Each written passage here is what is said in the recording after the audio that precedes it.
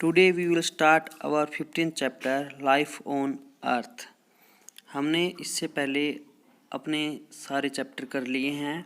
अब हमारे लास्ट के 2 चैप्टर रहते हैं, जिनमें से एक है लाइफ ऑन अर्थ, हमारा 15th चैप्टर। इस चैप्टर में हम पढ़ेंगे कि अर्थ पे लाइफ कैसे है। तो लाइफ के बारे में अगर सोचें तो ये मेनली 3 टाइप से होती है, ह्यूमन के रूप में, एनिमल के रूप में और ट्रीज़ के रूप में। इसके अलावा भी बहुत ही माइक्रो लेवल पे भी होती है, जहाँ पे कई प्रकार के कीटाणु विषाणु आते हैं। 3 major realm of the environment that is lithosphere, atmosphere, hydrosphere. Lithosphere क्या होता है? जो अर्थ के इंटरनल पार्ट के बारे में हम जानते हैं। हाइड्रोस्फीयर ओशियन के बारे में, लेक के बारे में, वाटर के बारे में जितना भी जानते हैं वो हाइड्रोस्फीयर हो गया। और एटमॉस्फेयर के बारे में आपको पता ही है। मेनली एटमॉस्फेयर में क्या क्या आता है?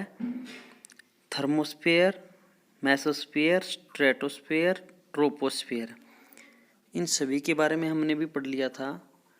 मेनली इन्हीं के बारे में आता है इन्वायरमेंट में। ये मेजर 3 रिलीम्स है जिसके बारे में हमें इन्वायरमेंट के बारे में पता चलता है। और यहीं पे हाइड्रोस्फीयर में क्या होता है? सी, एटमॉस्फेयर एयर, लिथोस्फीयर लैंड से रिलेटेड है। इन तीनों में ही अलग अलग प्रकार के the biosphere includes all the living components of the earth. इसमें कंपोनेंट्स में अलग अलग प्रकार के लाइफ होती है। सी में अलग प्रकार की, एटमॉस्फेयर में there are also many organisms that move freely from the realm of the others. Biosphere the effect of temperature on enzyme activity. There are also influenced by the atmospheric elements such as the temperature, rainfall, moisture, sunlight. जैसे कि equator के बारे में दिखाया गया है। Equator में सबसे पहले जो इसके नज़दीक का एरिया है वो टोरॉइड कहलाएगा। फिर इसके बाद टेम्परेट। इसके जो इक्वेटर लाइन होगी, इसके दोनों ओर सबसे ज़्यादा हमें वेजिटेशन मिलेगी, सबसे ज़्यादा हमें जीव जंतु मिलेंगे। इक्वेटर लाइन के ऊपर ही हमें सब कुछ ज़्यादा मिलता है। इससे दूर जाते जाते टेम्परेचर और रेनफॉल कम होती जाती है, और जिसके कारण ज़्यादा अधिक लाइफ नहीं सर्वाइव कर पाती। वहाँ पे अधिक ना ही तो रेनफॉल होती है, ना ही टेम्परेचर होता है। ह्यूमिडिटी होगी वहाँ पे अधिक होगा, जहाँ पे कम होगा वहाँ पे बैक्टीरिया भी कम होंगे। इसके अलावा हम पढ़ते हैं वॉर्थ। बैक्टीरिया क्या होते हैं? मॉइस्चर में अधिक होते हैं। एनुअल एवरेज टेम्परेचर, ये भी हमने टेम्परेचर वाले चैप्टर में डिस्कशन कर लिया था कि टेम्परेचर कहाँ पे अधिक होता है। बायोस्फीयर में भी अलग अलग प्रकार के जीव होते हैं। एटमॉस्फेयर में अलग प्रकार के, हाइड्रोस्फीयर में अलग प्रकार के। बायोस्फीयर क्या होता है? इसमें सभी प्रकार के जीव जंतु आते हैं जो इसमें रहते हैं अलग अलग स्थानों पे। और अब बात करते हैं इकोलॉजी की। इकोलॉजी क्या है? What is ecology? इकोलॉजी का सबसे पहले हम अर्थ समझते हैं। Ecology is the study of the earth as a household of plants, human being, animal and the microorganism. Ecology क्या है? एक स्टडी है अर्थ के ऊपर घर के रूप में प्लानेट्स, ह्यूमन और एनिमल के, और माइक्रो लेवल के बैक्टीरिया, फंगस एट्सेट्रा, इनके घर के रूप में हम स्टडी करते हैं अर्थ की। The term of ecology is derived from the Greek word elkos. Elkos means house. Combined with the logy, meaning of the ecology is house. And we study about ecology. Ecology में main वही बताया था, घूम फिर के वही बातें आती हैं। The environment as you know is the made up of the abiotic and biotic component. Environment है वो मेन 2 कंपोनेंट से मिलकर बना होता है, एबायोटिक और biotic component.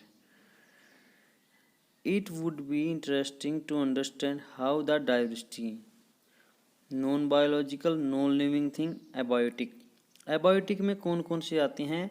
Non living thing, जिसमें कोई जीवन नहीं होता, वो आती है एबायोटिक में। बायोटिक में बायोलॉजिकल, लिविंग थिंग, जिसमें जीवन होता है, human being, animal, micro organism, ये आगे बायोलॉजिकल में। बायोटिक में it would be interesting to understand how the diversity life form maintained to bring a kind of balance.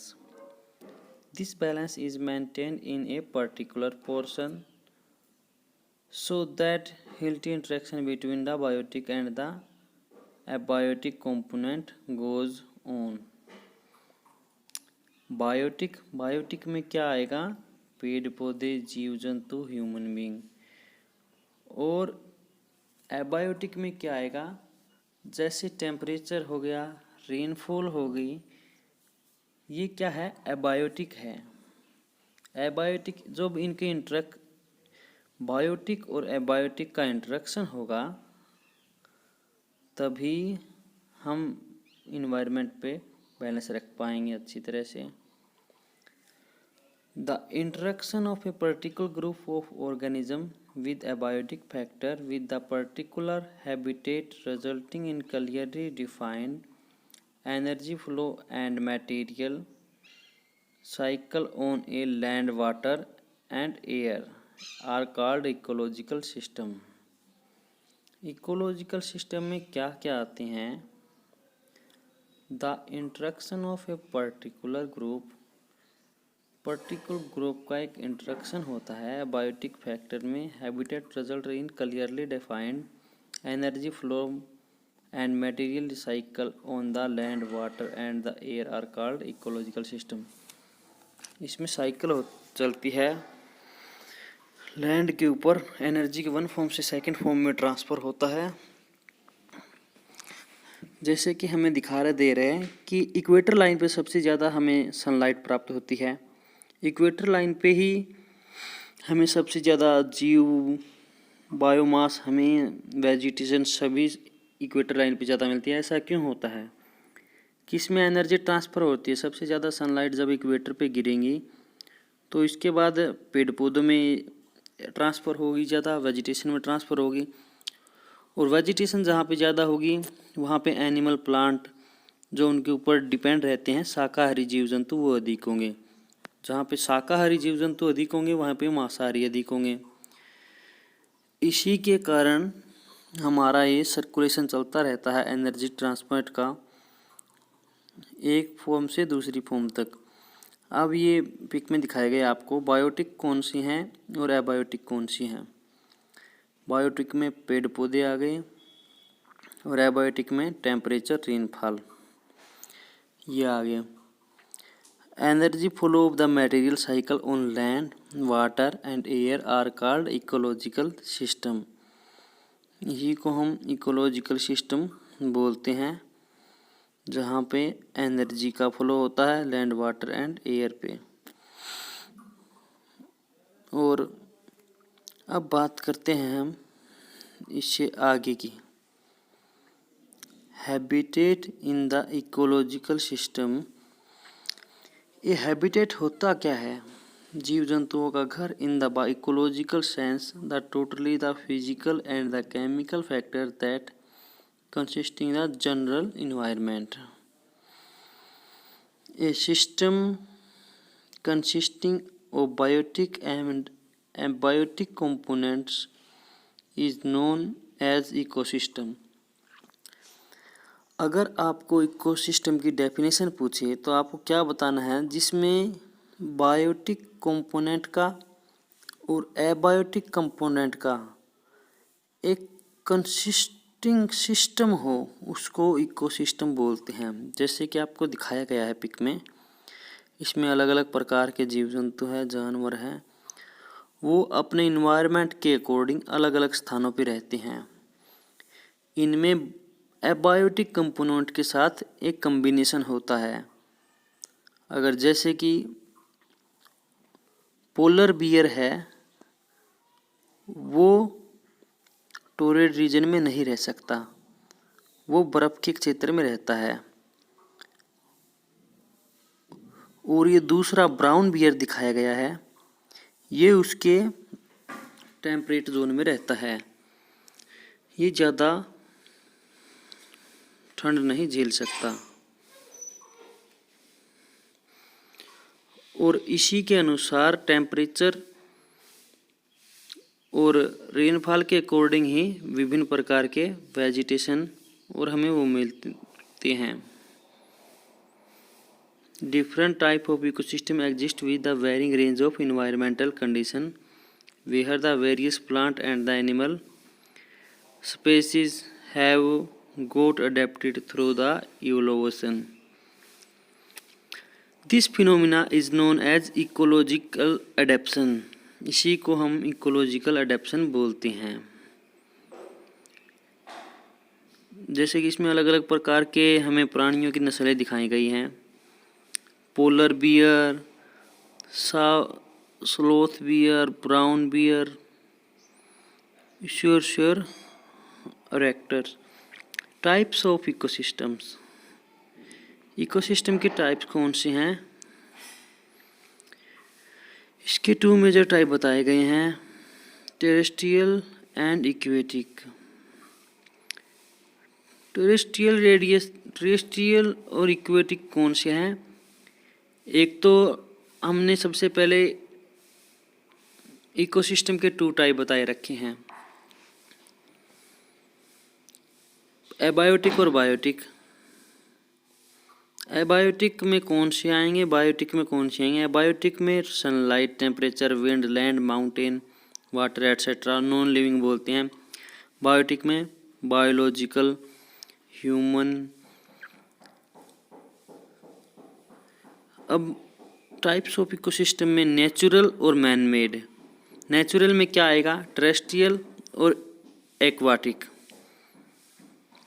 Aquatic mean water से related जो इकोसिस्टम होती है, इसमें एक तो आएगा मैरीन, एक आएगा फ्रेश वाटर। मैरीन में क्या आएंगे? Ocean, coastal, estuary and coral. Fresh water में लेक्स। अब बात करते हैं बायोम की डेफिनेशन की। A biome is a plant and the animal community that's cover a large geographical area.